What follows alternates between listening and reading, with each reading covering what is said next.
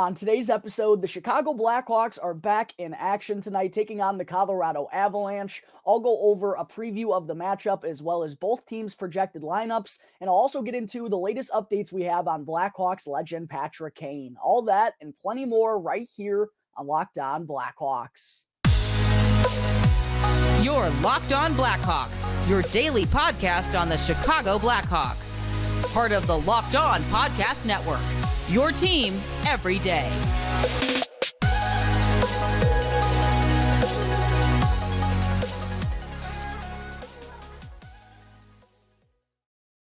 What's up, everyone? Welcome on into another episode of Locked On Blackhawks, part of the Locked On Podcast Network, your team every day. As always, thank you all for making the show your very first listen. Here to start off your day, I'm your host, Jack Bushman. You can go and give me a follow on X at JackBushman2, or you could go check out my Strictly Blackhawks account at Talkin' Hockey for all the latest Blackhawks news and updates. And also, as always, just a quick reminder, please go and show some support. If you haven't done so already, go and smash that like button down below. Comment as to which player you're keeping an eye on the most tonight for the Blackhawks against the Toronto Maple Leafs, and subscribe to Locked On Blackhawks on YouTube. Turn on those push notifications also, so that way you can get notified when the episode gets uploaded to YouTube each and every day. And today's episode of Locked On Blackhawks is sponsored by Game Time. Just download the Game Time app right now and use the code LOCKEDONNHL in all caps for $20 off to sporting events, concerts, or theater events near you.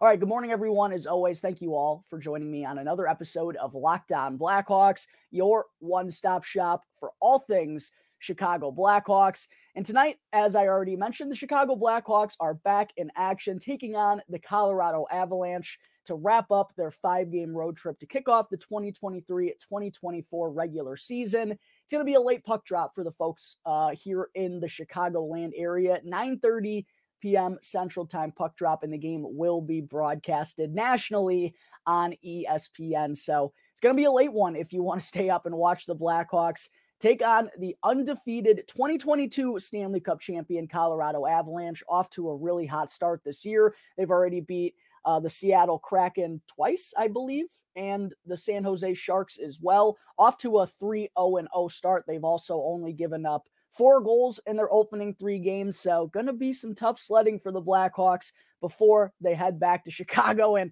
doesn't get any easier for their home openers. They'll be taking on the defending Stanley Cup champion Vegas Golden Knights on Saturday when they hit the United Center for the first time this year. But it's going to be another big test for the Blackhawks tonight, undoubtedly, even though the storyline, the Colorado Avalanche are going to be without captain Gabriel Landeskog for the entirety of this season. It's still an absolutely star-studded roster. Blackhawks have not had a lot of success going into Colorado in recent years, kind of scarred by the season openers that they've had at Ball Arena, where the Avalanche kind of just whipped them into shape early. But this Blackhawks team obviously has shown a lot of fight here in the early going, and going up against some of the best teams projected in the NHL this season. And, you know, the Boston Bruins and the Toronto Maple Leafs defeating the Pittsburgh Penguins on opening night. They've shown a lot of heart. They've shown a lot of character, and they've shown us a lot of reasons why we can believe the Blackhawks can hang in there tonight against a really good Colorado Avalanche bunch out in Denver. But undoubtedly, the Blackhawks, they got to be ready. They got to be locked and loaded right from the opening faceoff, just like we saw against Toronto. If they can kind of help transition that over into this game, I know that occurred on Monday night. It's a Thursday night game, but if they can build off of that momentum of going into Scotiabank Arena and holding a really good Maple Leafs offense to just 1 goal, getting the job done in the second period and holding it down in the third. If they're able to build off of that early in this one, I think that's going to give them the extra help that they need if they do want to hang around against this Avalanche bunch. But as far as the Blackhawks lineup that I think we could see tonight, obviously Philip Kurashev is still out at this point in time. We'll see if he'll be ready to go for the Blackhawks home opener on Saturday against Vegas, but he's not, still on injured reserve, not with the team during this 5-game road trip. But we've seen the Blackhawks kind of bounce around their lineup in the past couple of games. On Monday against the Toronto Maple Leafs, interestingly enough, Cole Guttman was the one who found himself being a healthy scratch, while Andreas Athanasiou centered the fourth line in between Boris Kachuk and Mackenzie Entwistle. I think that's really the only spot in the Blackhawks lineup that could be tinkered with in this one tonight. So I figure we're going to see Taylor Hall, Connor Bedard, and Ryan Donato as the Blackhawks top line, as we've seen throughout the first 4 games when Taylor Hall has been healthy, of course. But for those of you who haven't seen some of the stats, or there was a piece put out by, I believe it was Mark Lazarus of The Athletic yesterday, where he showed or talked about how Connor Bedard leads the NHL in high danger scoring chances. He has 20, maybe it's just scoring chances. I forget which one it is, but all the underlying statistics. And I mentioned this on the show yesterday as well, where Bedard's inside the top 5 in the NHL and lowest goals scored above expected, meaning he's getting a lot of chances. He's just not getting the finished product. Lucas Reichel, funny enough, is first in that category for the Blackhawks, signifying that good things should be coming for those two. And I'm not kidding, Blackhawks fans. I really do think the floodgates are going to open soon for Connor Bedard. He's just getting that many looks. He's frustrated with himself, is confused how he only has 1 goal. But with the way that he's playing, the chances that he's getting, and even most impressively, doing it against some of the best players in the NHL, his line is usually getting the better of the opponents. It feels like it's just a matter of time before Connor Bedard has a real big breakout game. I'm really thinking of betting him anytime goal scored tonight, because it just feels like he's been as aggressive as we want him to see. He knows, he wants to get the finished product, and I think it's only a matter of time for Bedard. I feel like if the Blackhawks are going to have a big night offensively, or are going to hang in with the Colorado Avalanche tonight, Connor Bedard's gonna have a big one for this team on the top line. The second line is kind of where things get interesting. I do expect it to remain the same, though, until ultimately the Blackhawks head back home. I do think we'll see Tyler Johnson, Lucas Reichel, and Taylor Radish. And I know there's been a little bit of frustration among Blackhawks fans about Lucas Reichel's lack of productivity down the middle while playing the center position to open up this season as well. I still think Luke Richardson wants to give him all the opportunities in the world, and not just, a 4 or 5 game stint and then move him off to the wing. There is no denying, though, I've thought, while he has had his flashes and does, lead the NHL in lowest goals above expected, meaning he's getting quality looks, I do wonder when that matter of time is going to be, unless Lucas Reichel starts showing clear-cut signs of progress at the center ice position. But I do believe ultimately he's going to remain on the second line for this evening with Taylor Radish and with Tyler Johnson. But that second line is not solidified whatsoever whenever Philip Kurashev does return to the lineup. As far as the third line, no surprise here. Foligno, Dickinson, Perry, that vet line has been really good for the Blackhawks in the early going. And then the fourth line is really where I think the crucial decision from Luke Richardson has to be made here. I mentioned he went with Kachuk, Athanasiou, and Entwistle in the game on Monday against the Maple Leafs.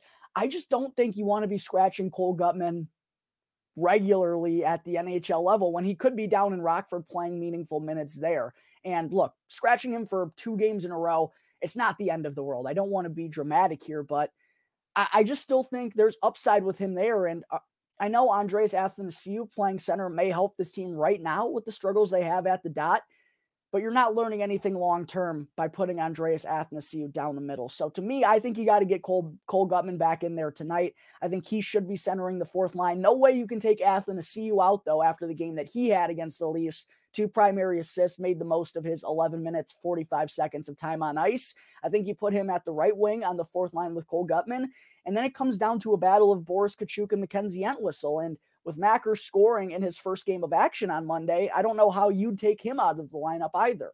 And I know Boris Kachuk had a pretty good game as well, but personally, I thought Entwistle was better than Kachuk throughout the preseason and throughout training camp. Both were good, don't get me wrong. I thought Entwistle was the better one, and that's why I was a little surprised when Kachuk had earned a lineup spot in those first 3 games over Entwistle. I think you got to keep Entwistle over Kachuk in the lineup if that is, in fact, the decision that Luke Richardson has upon his hands tonight, and that would leave Boris Kachuk and Reese Johnson as my 2 extras out of the forward group. On defense, no changes, I think, to the top 6 here. I think you got to roll back Alex Vlasic and Seth Jones. Obviously, Vlasic was a stud on Monday and has been making the most of this opportunity along with Seth. Kevin Korchinski, Connor Murphy, keep those 2 together. Love what I'm seeing from Korchinski here in this stint of approval that he's trying to, solidify his spot on the full-time NHL roster. And then I think based on how things went defensively for the Blackhawks in Toronto, I think you got to leave Wyatt Kaiser and Nikita Zaitsev together on the third pairing. And if you're a regular listener and viewer of the show, you know I am not an advocate for Nikita Zaitsev. I would much rather have Jared Tenorti in the lineup, but it's almost kind of like the same presence behind Athanasiou playing center. Yeah, it may be helping the team, but the goal this year is to be developing the young kids. And Wyatt Kaiser's had some struggles on his offside, and he may have to play his offside if he wants to fit into this Blackhawks lineup long-term regardless.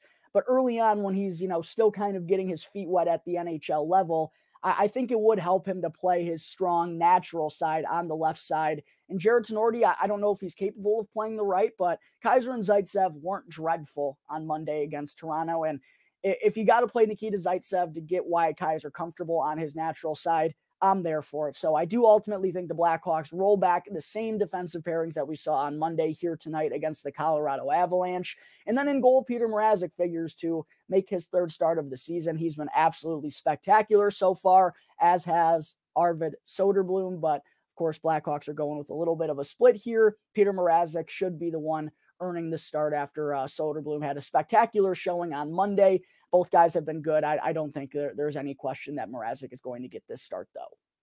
All right, folks, there is the Blackhawks projected lineup for tonight's matchup with the Colorado Avalanche. Coming up in just a moment, I will get into the Avalanche's projected lineup as well as 3 keys to victory for Chicago out in Denver. But first, I need to talk to you all about Game Time. You shouldn't have to worry when you're buying tickets to your next big event. Game Time is the fastest and easiest way to buy tickets for all the sports, music, comedy, and theater events near you. And I personally have used Game Time for probably close to 10 years now. When I was a senior in high school, a freshman in college, I went to the University of Missouri. I'd use Game Time to just go to random St. Louis Cardinals games because I love going to sporting events. And Game Time was always the cheapest and the easiest way for me to purchase all of my tickets. Again, whether I'm going to see the Blackhawks, the Cubs, the Bears, or I'm in another city trying to watch a sporting event as well. And they also have views from all the seats in the venue, so you know exactly what to expect when you arrive. And I highly recommend that you download the Game Time app right now, create an account, and use the promo code LOCKEDONNHL, and you'll get $20 off with your first purchase. Again, you can get $20 to come and see Connor Bedard play at the United Center. All you have to do is download the Game Time app and use the code LOCKEDONNHL. Last minute tickets, lowest price guaranteed. Game Time. I also need to talk to you all about AG1, the daily foundational nutrition supplement that supports whole body health.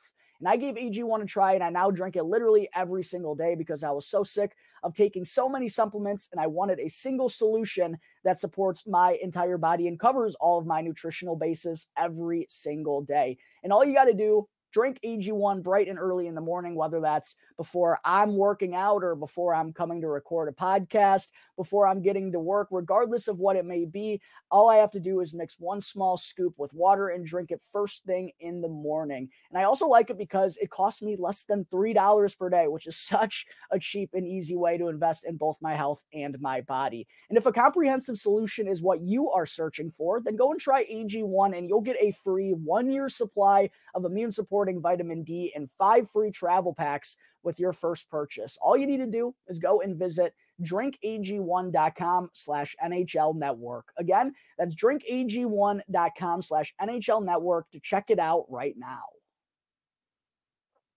All right, we're back here on the Locked On Blackhawks podcast, part of the Locked On Podcast Network, your team every day. Of course, as always, please be sure to go and smash that like button, comment down below, and subscribe to the YouTube channel if you haven't done so already. And please be sure to go and follow Locked On Blackhawks on Instagram as well if you're wanting some other cool Blackhawks related clips, a lot of good photos and videos and such of Connor Bedard, as well as clips right here live from the show. Be sure again to go and follow Locked On Blackhawks on Instagram. All right, segment 2, I did also want to be sure to talk about the Avalanche's projected lineup for this matchup with the Blackhawks tonight, based on what we've seen them roll with through their opening 3 games of the regular season. I went back and looked at some of their line combinations. Things have been pretty steady for the most part for Colorado. The one thing of interest is who's going to be playing with Nathan MacKinnon and Mikko Rantanen on that top line, because free agent acquisition Jonathan Drouin, who of course played junior hockey in Halifax, with Nathan MacKinnon. They brought him in, and in the early going, he was the one on that top line playing the left wing with Nathan MacKinnon and Mikko Rantanen in their last game. They actually swapped Jonathan Drouin and Val Nichushkin. So the Avs loaded up on their top line with Nichushkin, Nichushkin, MacKinnon, Rantanen, a whole lot of ins there. And then Lehkonen, Johansson, and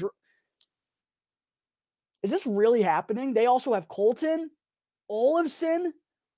Is this for real?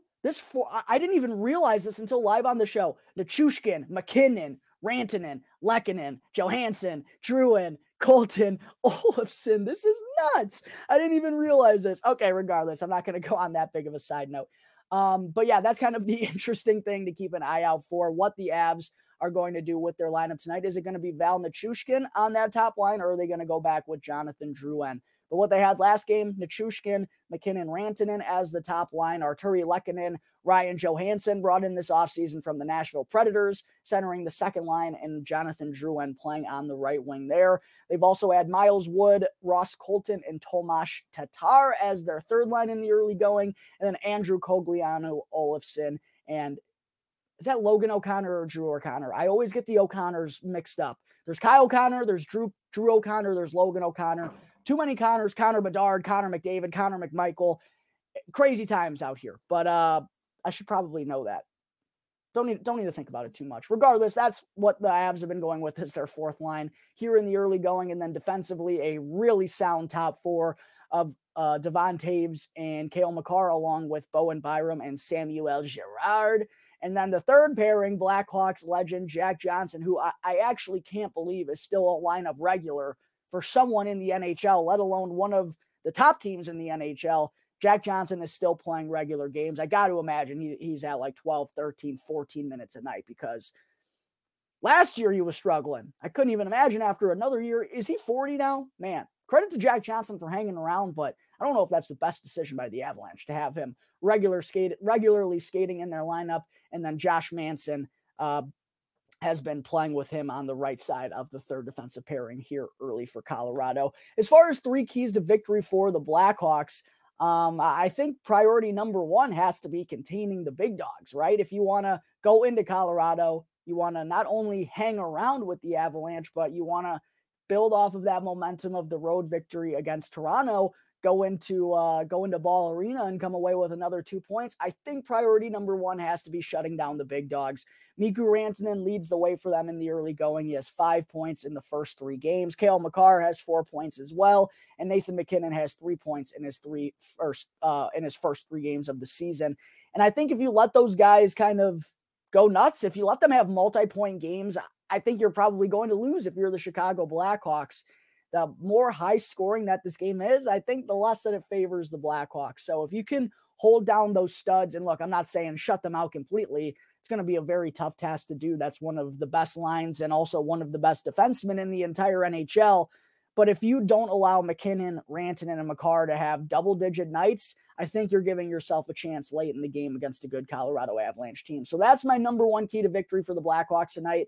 Number two, I know it's cliche, and I've been saying it so far, but it really is very crucial on the road for the Blackhawks power play to get hot and build off of what they did on Monday against Toronto. And it wasn't the first unit that cashed in. If you remember, it was Andreas Athanasiou setting up Tyler Johnson. The second unit was the one that broke the 0-for-18 drought, I believe it was, to kickstart the season here on the Man Advantage.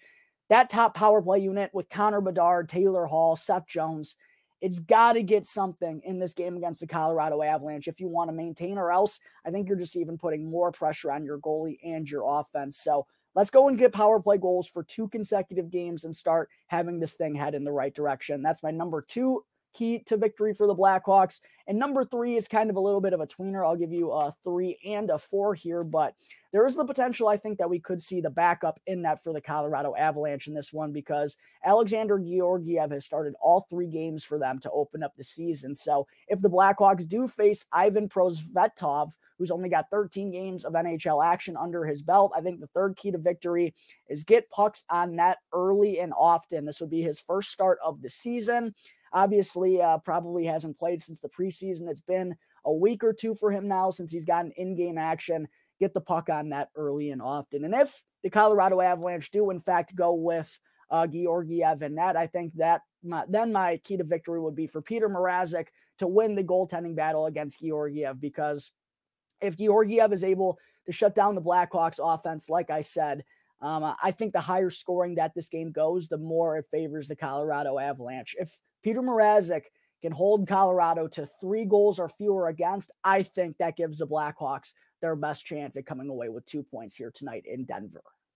All right, folks, coming up in just a moment, don't go anywhere, because I still have to get into the latest news on Blackhawks legend Patrick Kane and where he may end up landing as a free agent. But first, I need to talk to you all about FanDuel. Hockey season is underway, and FanDuel is giving you the chance to win all season long, because right now, FanDuel is giving you opportunities to win bonus bets 100 times your payout whenever you go and take a Stanley Cup champion. And you can use these bonus bets to bet on everything from the money line to the spread to player props and even over-unders, all on an app that's safe, secure, and super easy to use. And Connor Bedard's shots on goal, it feels like it's kind of been the move for the Blackhawks if you want to bet on them, at least here in the early going.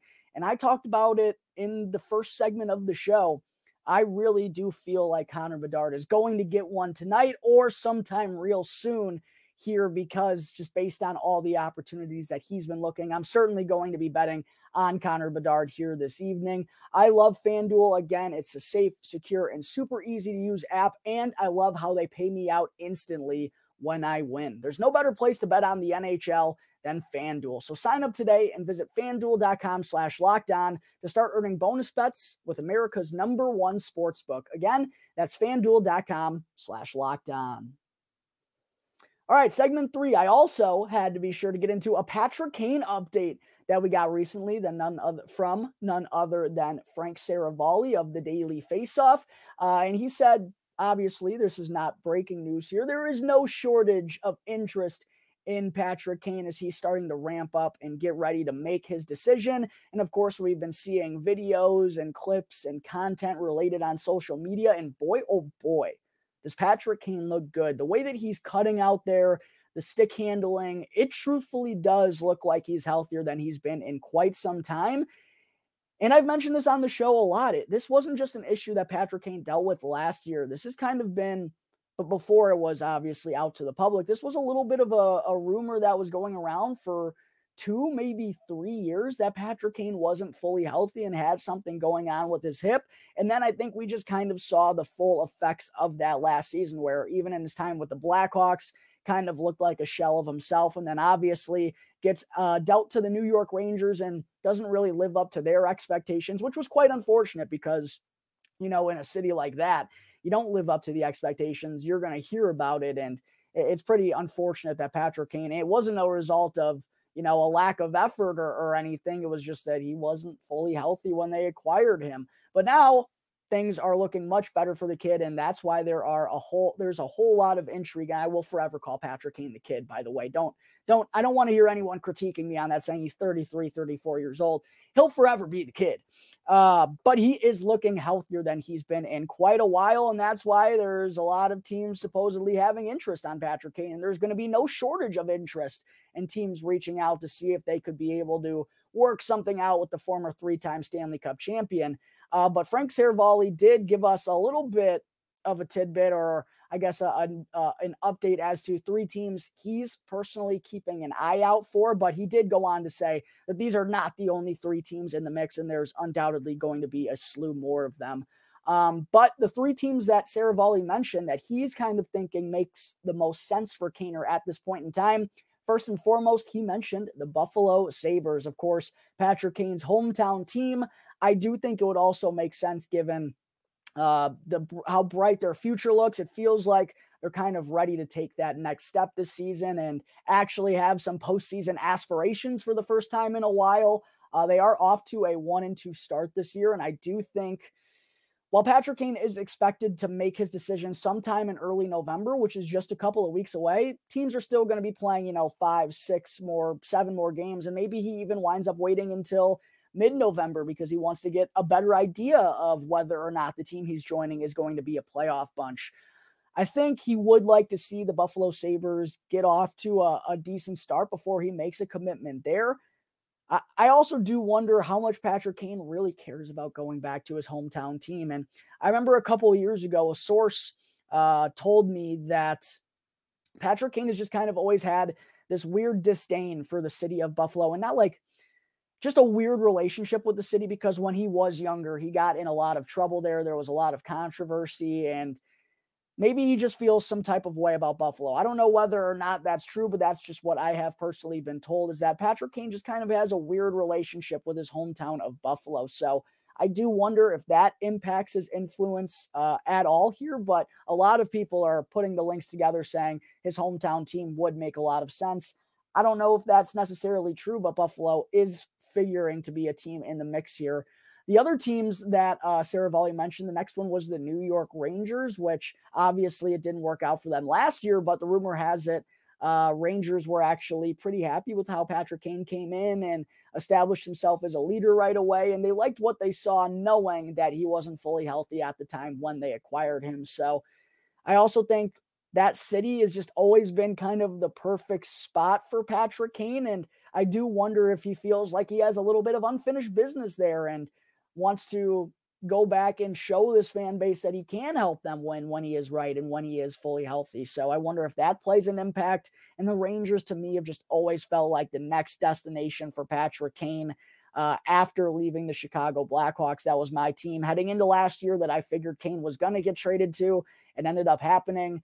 I wouldn't be surprised if he winds up back in New York with the Rangers. The third and final team that Frank Saravalli mentioned, the Detroit Red Wings, which really makes me want to throw up. But they're off to a promising start this year as well. They have a lot of young talent and looking like they're wanting to take that next step finally after like the 8-year rebuild that they've been on under Stevie Yzerman's lead. And then there's the DeBrincat and Patrick Kane reunion, which caught some steam a little bit, I think a month ago or so. That there was rumors that those two were, wanting to get back together. And while I do think that's the case, I outlined kind of some of the problems that I think the Red Wings may have with bringing on a player like Patrick Kane. But if he's fully healthy and you can get him on a cheap deal, God, it would break my heart to see him with Alex DeBrincat on the Red Wings. How gross would that be? But out of those three teams, I do still think the New York Rangers are the most likely of the bunch. I just think that's the destination that makes the most sense for Patrick Kane. So that's my guess, is he's going back to the Rangers. Two other teams I think could be interesting for Kaner. And don't forget, he could sign a very heavily performance-based contract. So teams don't have to take on a lot of risk, and they also don't have to give out a ton of cap space up front. So if they're in a financial tough spot, they can still give out a contract to Patrick Kane that can pay him based on his performance throughout the course of the season. So I know a team like the New York Rangers doesn't have a lot of money. I think the LA Kings are an interesting team. They're right up against the salary cap as well. I think the Kings are a team to potentially keep an eye out for. I think that's a city that Patrick Kane would like going to, and a team that's got some buzz around it right now. I also think the New Jersey Devils would make a lot of sense, and they have the financial wiggle room to make Patrick Kane work one way or another. So my three teams, I guess I'll go four. My four teams that I think are the most likely for Patrick Kane. No, I'm just going with three. The New York Rangers, the New Jersey Devils, and the Los Angeles Kings. I think those are my three teams that I'll be looking out for. My guess ultimately, though, is that he will end up back with the New York Rangers and his good buddy Artemi Panarin. All right, folks, I think that is going to wrap up today's episode of Locked On Blackhawks. As always, thank you all again for tuning into the show, and be sure, please, to go and subscribe to Locked On Blackhawks on YouTube, and go and follow Locked On Blackhawks for free wherever you may be listening to your podcasts, and you can get the latest episode as soon as it becomes available each and every day. As always, I'm your host, Jack Bushman. Go and give me a follow on X at Jack Bushman2, or you could also go and follow my Strictly Blackhawks account at Talkin' Hockey for all the latest Blackhawks news and updates. So until tomorrow's episode, go Hawks. Let's keep the momentum rolling. How about we go and upset the 3-0 Avalanche in Denver here this evening? Everyone, enjoy your night, and I'll see you on tomorrow's episode of Locked On Blackhawks, part of the Locked On Podcast Network, your team every day.